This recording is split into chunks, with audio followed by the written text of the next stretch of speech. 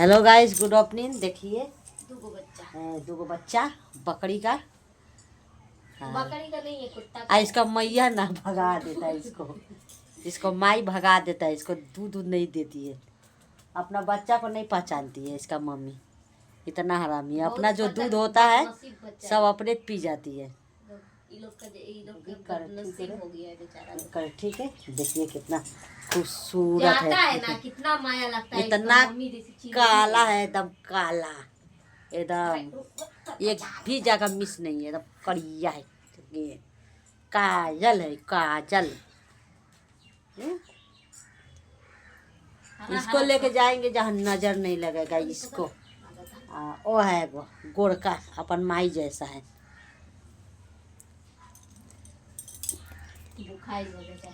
ये दोनों जानते हैं कौन है? ये दोनों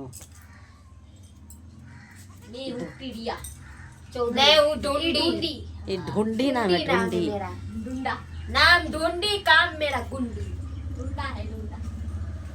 मने ढूंढी है, जानते हैं?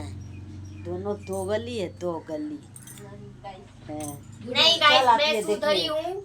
ये दो गली है, मैं सुधरी हूँ। ये भी सुधरी है। दो गली, एगो हेत है, एगो और है कौन नगर में। हाँ गाइस, ये भी ठीक है। कम से कम मैं आप दोनों है। देखिए चल आई है गमला लेके, अब बोलती है कि जल्दी से बनाओ, हम लोग खाएंगे। बताइए, इसका घर में नहीं बना है, मेरा घर में है। हमको आके बोलती है बनाओ, हम खाएंगे।